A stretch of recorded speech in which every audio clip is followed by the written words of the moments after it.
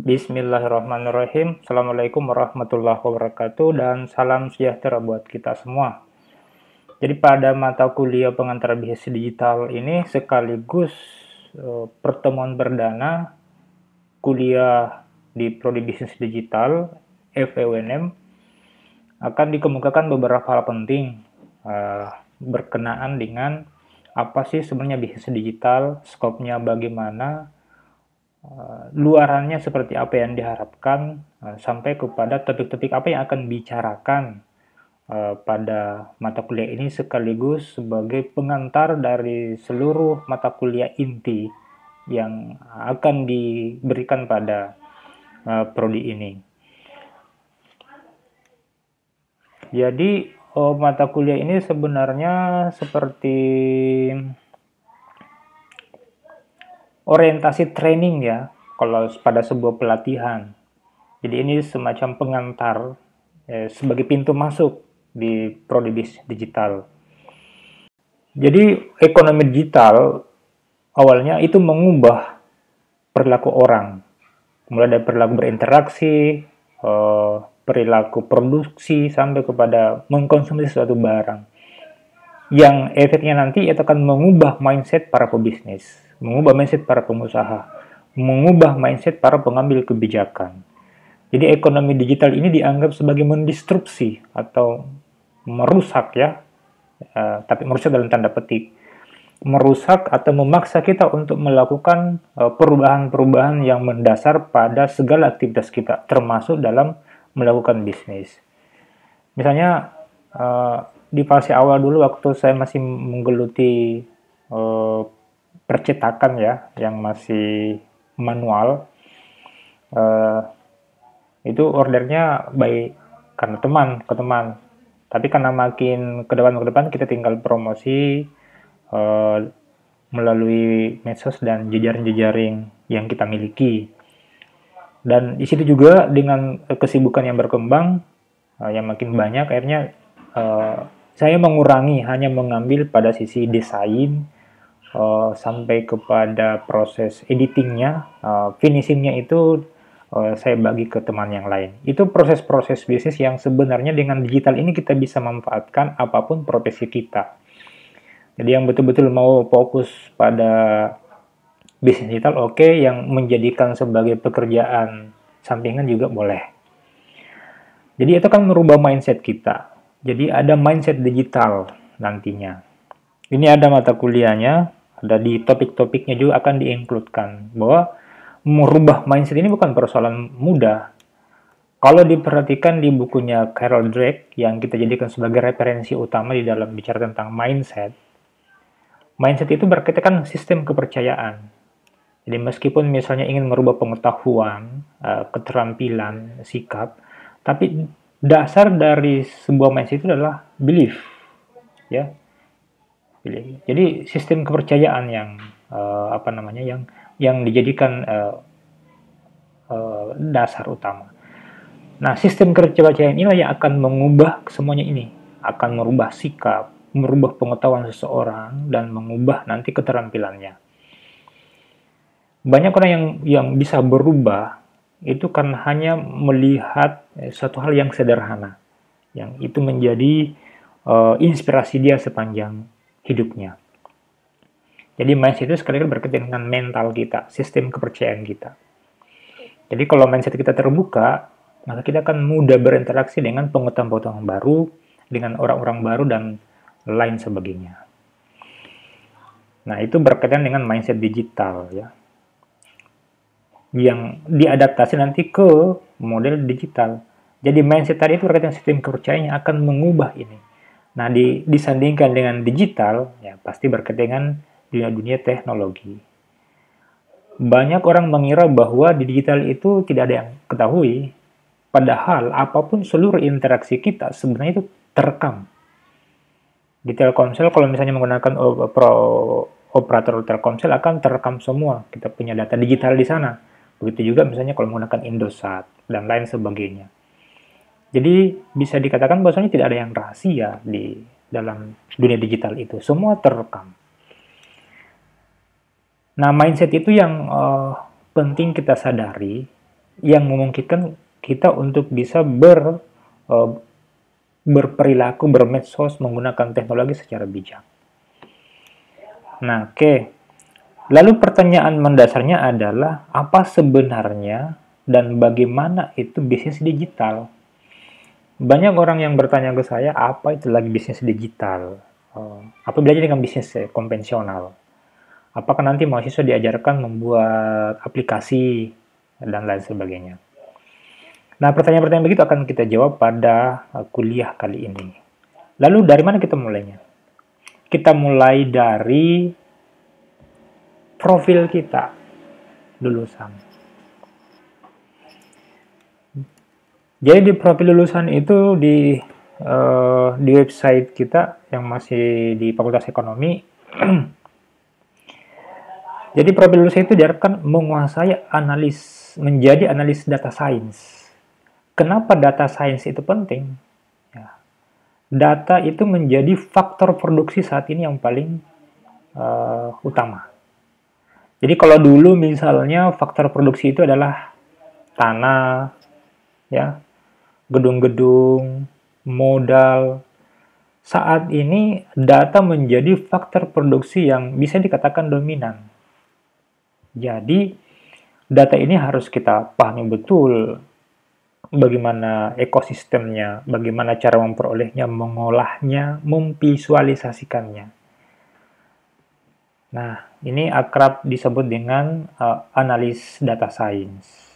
Bagaimana mengelola data yang sangat banyak. Aplikasinya banyak. Nah, aplikasi itu yang akan kita pakai di dalam terapannya ke dunia bisnis. Nah, yang kedua adalah menjadi asisten peneliti bidang bisnis digital. Karena ini bidang baru, teman-teman ini juga angkatan baru pertama kali untuk di prodi ini.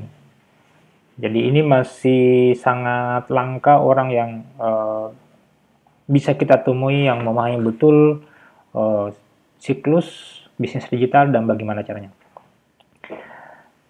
Dan jika ada mahasiswa yang betul-betul ingin menguasai teknologi keuangan, vintage, jika bisa menguasai skill-skill tentang ini, kita akan membantu membuka jaringan dengan teman-teman yang praktisi di beberapa bidang ini. Data science atau database, kemudian di fintech juga semuanya akan terbuka untuk saling berkolaborasi. Sebagaimana dalam mindset digital itu adalah open dan collaboration.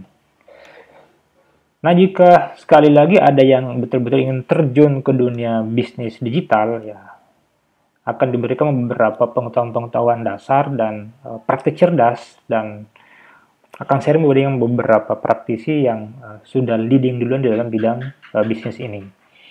Nah, oleh karena itu, dengan profil yang kita capai, kita membutuhkan beberapa kompetisi lulusan.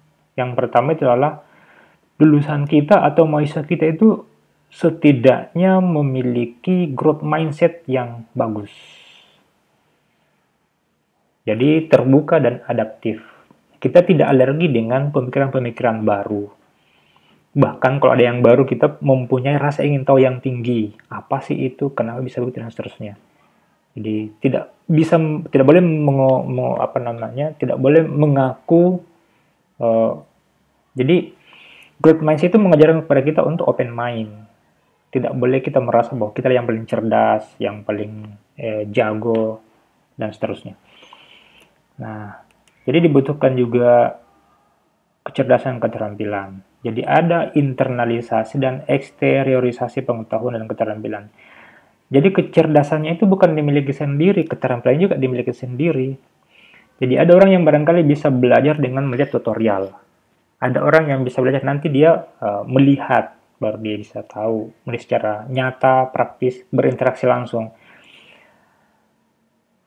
Jadi explicit knowledge dan implicit knowledge itu terjadi sirkulasi yang sangat bagus ya. Jadi apa yang kita ketahui sebisa mungkin kita bisa tularkan ke teman-teman yang lain. Jadi prinsipnya jangan mau pintar sendiri ya, karena semakin banyak orang pintar itu semuanya makin bagus. Supaya bisa kita saling mengisi, bisa saling mengoreksi. Nah, oleh karena itu, karena ini berkaitan dengan siklus pengetahuan yang sangat praktis, meskipun praktis, kita membutuhkan juga nilai etis, estetis, dan sebagainya. Nah, ada yang bertanya nih, kenapa harus masukkan simpati dan empati, Pak? Jadi beberapa data menunjukkan bahwa banyak orang pengguna sosial media itu kebablasan ya. Kebablasan ini dalam artian, misalnya para pemburu dolar, misalnya yang YouTuber ataupun misalnya yang main Google AdSense, itu kadang menyepelekan hal-hal yang bernuansa etis, estetis. Misalnya ada gambar-gambar atau video yang tidak sepatutnya dipublis ke umum, tetapi tetap saja dipublis. Kenapa? Karena bisa mendatangkan visitor yang banyak. Nah, disitulah penting kita lebih bijak untuk melihat mana yang pantas untuk di-share, mana yang melanggar hak cipta, melanggar etika-etika umum, dan lain sebagainya. Jadi, tidak lepas kendali, begitu. Nah, endingnya adalah kita berharap selain pengajar-pengajarnya juga dan semua sivitas akademik untuk bisa berakhlak mulia. Karena apapun teknologinya, kalau tanpa diimbangi dengan perilaku yang bagus, tetap saja tidak ada guna-gunanya. Kenapa? Karena semua yang dihadirkan di sini, teknologi atau apapun, yaitu untuk kesejahteraan umat manusia pada umumnya. Oke, yang paling mendasar itu adalah ini. Untuk merubah mindset itu berat memang ya. Merubah fixed mindset menjadi growth mindset. Merubah orang yang berpikiran sudah jago, terus menjadi orang yang mau belajar sama orang itu berat. Mengubah orang yang tidak mau dikritik menjadi orang yang mau dikritik itu bukan hal yang mudah, tetapi kita harus upayakan. Beberapa kali saya melakukan percobaan sederhana kepada teman-teman mahasiswa kalau lagi membawakan materi atau kuliah. Saya bertanya, gini, benarkah 1 ditambah 1 itu sama dengan 2? Benar, Pak. Itu sudah dari dulu begitu aturannya. 1 tambah 1 sama dengan 2. Tidak bisa diganggu-gugat. Oke. Terus saya bertanya, hari ini kita harus merubah asumsi itu. Bahwa tidak selamanya 1 tambah 1 sama dengan 2. Ada masa di mana dia tidak sama dengan 2. Nah, saya sering diprotes soal tidak mungkin, Pak, ini menyalahi prinsip-prinsip pengetahuan dasar gitu. Saya diserang segala macam. Nah, saya tidak memberikan jawaban di sini, tapi silakan berpikir. Kalau ada yang mau menjawab, silakan kemukakan komentar di Classroom atau di Telegram tempat kita diskusi. Di sana Anda mengemukakan pendapat-pendapat Anda. Alasan-alasannya kenapa sih 1 tambah 1 bisa tidak sama dengan 2. Ya. Saya tidak akan jawab di sini. Jadi, apa sih sebenarnya bisnis digital itu? Digital bisnis atau bisnis digital? Jadi banyak orang yang mengira bahwa ini kita membuat aplikasi, membuat teknologinya, dan lain sebagainya. Ini saya mohon maaf ya. Jadi, bisnis digital sebenarnya adalah pemanfaatan teknologi di dalam bisnis. Jadi hanya memanfaatkan teknologi untuk bisnis. Jadi seperti rantai nilai ya, dari pedagang di desa, misalnya sampai ke ekspor impor. Misalnya begitu. Itu kan rantainya panjang sekali, dari sentra produksi di desa, terus ada pengumpulnya misalnya di kelurahan, terus ke kecamatan, distribusinya di kabupaten, masuk di kota, sampai kepada misalnya diekspor. Itu panjang sekali prosesnya. Nah, dengan teknologi ini, itu akan memberikan nilai baru di dalam rantai nilai. Akan memberikan nilai baru dalam produksi. Akan memberikan nilai baru dalam mengkonsumsi suatu barang. Nah, itu lewat intervensi dari teknologi. Jadi bisa saja tadi dari desa langsung lompat ke eksportir atau diekspor ke luar negeri. Bisa saja seperti begitu. Jadi akan memberikan nilai baru dalam memproduksi, dalam operasional ataupun dalam mengkonsumsi. Oke, yang kedua, ini ada definisi dari Gartner yang melihat bahwa bisnis digital itu adalah mengkreasikan new business design. Jadi new business design. Jadi ada blur, blur itu kayak kabur ya antara dunia digital dengan dunia fisik. Misalnya Gojek itu oh, bagaimanapun banyaknya profitnya, dia tetap tidak bisa memisahkan antara dunia fisik dengan dunia digital. Misalnya Gojek, ya. Jadi jangan dibayangkan bahwa uh, bisnis digital itu begitu kalau semua di online kan, tidak. It's not about getting your business online. Bukan sekedar mengonlinekan bisnis, tetapi dia adalah sejenis bisnis model saja. Jadi bagaimana misalnya Gojek itu sudah online segala macam, tetapi dia tidak bisa memisahkan diri dari kendaraan fisiknya, motor, ya, mobil, begitu juga Grab, begitu juga Airbnb dan lain sebagainya, ataupun sewa menyewa hotel. Jadi tetap ada bisnis konvensionalnya. Teknologi itu hanya membantu untuk bisa mengefisienkan, mengefektifkan dari sebuah siklus bisnis. Seperti begitu. Nah, yang keempat, digital bisnis itu dipengaruhi oleh integrasi teknologi dan bisnis model. Jadi sekali lagi, bisnis model yang penting. Bisnis modelnya apa? Yang namanya model itu pasti ada yang sebuah konsep, ya. Ada konsep di sini awalnya nih, ada konsepnya. Jadi tidak bisa tiba-tiba muncul begitu. Nah, di balik konsep itu pasti ada ide. Nah, di balik ide kalau kita bisa cari terus pasti ada filsafat teknologinya dan seterusnya. Jadi sekali lagi ini adalah ide, ya. Ide. Oke, baik. Jadi kita akan melanjutkan pada outline materi atau yang biasa orang sebut dengan rencana pelajaran semester. Apa yang akan kita pelajari karena ini daring, ya, masih kuliah daring. Oke, yang pertama itu digital mindset, di mana digital mindset ini kita mengacu kepada referensi dari Carol Dweck. Ini pakar manajemen perusahaan yang kita jadikan rujukan dalam membincang tentang mindset. Dia punya buku khusus untuk membahas tentang mindset. Itu teman-teman bisa mengaksesnya di perpustakaan digital kita. Oke, seperti yang saya bilang tadi, ini mindset kita dari ekonomi digital yang mendistrup semua aktivitas manusia, mempengaruhi aktivitas politik, aktivitas ekonomi, aktivitas sosial kita, interaksi kita, dan seterusnya. Terus lebih spesifik menjadi pada bisnis digital. Jadi ekonomi secara keseluruhan, kemudian fokus kepada bisnis digital yang mengubah mindset kita dalam memproduksi ataupun dalam mengkonsumsi suatu komoditi, barang ataupun jasa. Nah, di materi kedua itu bercerita tentang pengenalan bisnis digital. Jadi bagaimana sih awal perkembangan bisnis digital, kemudian dimensi-dimensinya dan ruangnya. Nah, ini penting untuk kita pahami bahwa bisnis digital itu bukan sesuatu yang tiba-tiba jadi. Bahwa teknologi pada awalnya itu adalah untuk memudahkan kebutuhan orang. Tetapi karena ada orang yang memanfaatkan untuk pengembangan bisnis, harus diterima sebagai suatu pengetahuan yang baru. Tetapi yang mesti dipahami di sini bahwa teknologi itu bukan sekadar barang-barang fisik yang berbentuk mesin.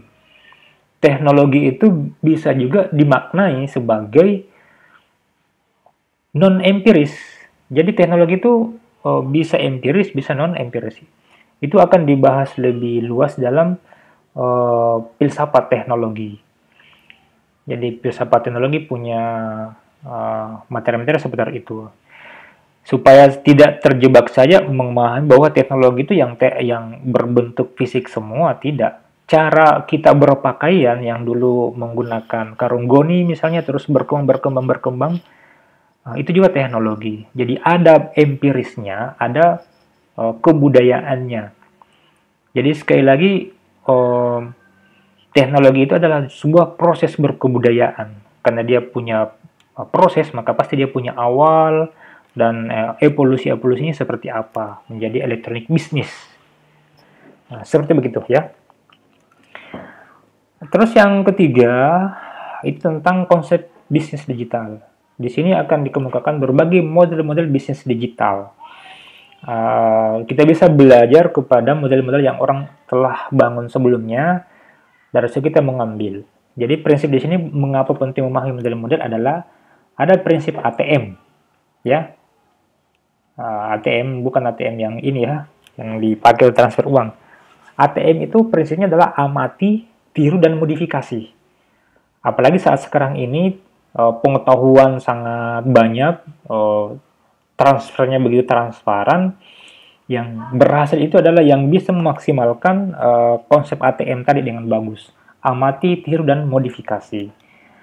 Nah, di dalam mengamati, meniru, dan memodifikasi itu tetap kita harus hati-hati. Jadi, meskipun digital itu adalah melampaui batas-batas negara, bukan berarti kita akan mengabaikan kebijakan-kebijakan suatu negara. Disinilah pentingnya nanti dalam konsep bisnis digital, kita mesti melihat juga aspek-aspek lain, seperti kebijakan pemerintah kita, bagaimana undang-undang ITE-nya, aspek legalnya, etika, hukum di dalam elektronik bisnis atau bisnis digital nantinya. Jadi tetap memperhatikan aspek-aspek yang lain, yang non-digital. Karena sekali lagi jangan pernah berpikir kita akan memisahkan antara digital dan non-digital. Itu dua hal yang saling berkaitan. Kalau zaman-zaman dulu bisnisnya orang adalah non-digital, sekarang ada digital. Berarti itu adalah kombinasi saja sebenarnya. Nah, mindset-mindset itu yang mesti kita pahami bersama, bahwa bukan sekedar mengonlinekan bisnis ya, atau mengonlinekan bahan ajar, tidak. Kalau misalnya di dunia non-digital ada interaksi, ada emosi, ya sebisa mungkin dalam dunia digital, termasuk dalam mengajar itu juga terlibat emosi-emosi kita, ya. Ada interaksi ya. Nah, ini kan meskipun sekarang ini kita seperti berbicara dengan benda mati ya, dengan laptop bicara sendiri depannya, tapi kita membayangkan saja bahwa di situ ada orang yang akan melihatnya, yang akan menilainya, yang akan memberikan feedback terhadap apa yang kita sampaikan. Oke, selanjutnya adalah topik tentang infrastruktur bisnis digital. Jadi bicara infrastruktur itu bukan sekedar jalan saja, jalan, jembatan ya, tapi hard dan soft infrastructure. Nah, karena ini kita bicara tentang ini tidak bisa dipisahkan ya, antara yang hard dengan yang soft. Oleh karena itu di dalam infrastruktur ini akan kita bicarakan. Ini ada mata kuliahnya. Jadi customer, saya salah ketik lagi ya. Customer Relation Management, Enterprise Resource Planning, dan Supply Chain Management. Jadi bagaimana membangun relasi dengan konsumen, bagaimana manajemennya. Nah, berkaitan dengan Enterprise Resource Planning, kita punya dua mata kuliah berkaitan dengan planning ini, yaitu mata kuliah tentang System Thinking dan Design Thinking. Itu akan mengajarkan kita bagaimana memanajemen, merencanakan sebuah resources, sebuah sumber daya. Jadi System Thinking dan Design Thinking itu dua hal yang tidak bisa kita pisahkan. Ini ada mata kuliah tentang Supply Chain Management. Seperti yang contoh yang tadi, bagaimana rantai nilai suatu produsen yang diproduksi oleh desa, misalnya. Jadi saya memproduksi terus dijual kemana, siapa yang membelinya, suppliernya siapa, dan seterusnya. Ya, itu ada mata kuliah khususnya. Di sini kita memberikan pengantar apa sebenarnya itu supply chains. Nah, yang topik selanjutnya itu berkaitan dengan strategi bisnis digital. Nah, setelah bicara tentang konsep infrastruktur, sekarang strateginya seperti apa? Nah, kita punya mata kuliah tentang manajemen strategi yang akan kita usulkan pada manajemen strategi bisnis digital. Jadi tentu akan ada manajemen strategi secara umum dan manajemen strategi secara khusus untuk bisnis digital. Strategi yang lain adalah bagaimana mengoptimalkan search engine dari Google, jadi promosi website dan seterusnya. Ini biasa kita membawakan promosi web, tapi website kita tidak sempat kita promosikan dengan bagus. Ya mungkin karena aktivitas utama kita adalah mengajar ya, bukan mendalami search engine optimizer. Jadi saya biasa serahkan kepada ada alumni kita yang fokus kepada pengembangan web. Itu biasa yang membantu kita untuk materi-materi ini. Nah, ini ada materinya juga. Jadi media social analysis dan ada juga tentang web development dan management. Itu ada websitenya. Nah, strategi yang lain adalah kita sedikitnya harus memahami tentang economic behavior. Jadi kalau bicara economic behavior, pasti bukan sekedar konsumennya, tapi juga perilaku produsen, perilaku distributor, ya. Jadi karena kita akan membangun sebuah sistem nih, berarti perilaku-perilaku dalam ekonomi itu sebisa mungkin banyak ditahu pelaku-pelakunya, produsennya, konsumennya, distributornya, sehingga model kita bisa lebih mewakili sebuah sistem dalam bisnis digital. Nah, yang terakhir untuk strategi ini adalah pemanfaatan jaringan. Nah, jaringan di sini dimaknai jaringan digital, tetapi bukan berarti bahwa jaringan-jaringan yang digital seperti jaringan kelembagaan itu kita abaikan. Karena kita adalah prodi baru, harus mengoptimalkan jaringan-jaringan yang non-digital ataupun yang digital. Nah, yang terakhir adalah sekaligus sebagai pengantar untuk tugas akhirnya nanti itu bagaimana bisa membuat karya ya, bisa karya yang berbentuk prototipe bisnis ataupun yang sudah jalan bisnisnya, ya, itu bisa menjadi upaya untuk membangun usaha. Nah, di sini akan diawali bagaimana sebenarnya mempresentasikan ide ataupun kalau sudah ada yang punya usaha, bagaimana proses pengembangannya. Jadi mulai dari sekarang, semester 1 ini, dan semester selanjutnya sudah memikirkan kira-kira bidang-bidang apa yang saya mau kembangkan, topik-topik apa yang saya mau kaji lebih jauh, dan seterusnya. Nah, networking, ya, ini penting untuk melihat ini, bahwa networking itu dengan di sini saling terkait. Hampir semua mata kuliah di sini sebenarnya saling terkait, ya. Jadi ini satu kesatuan.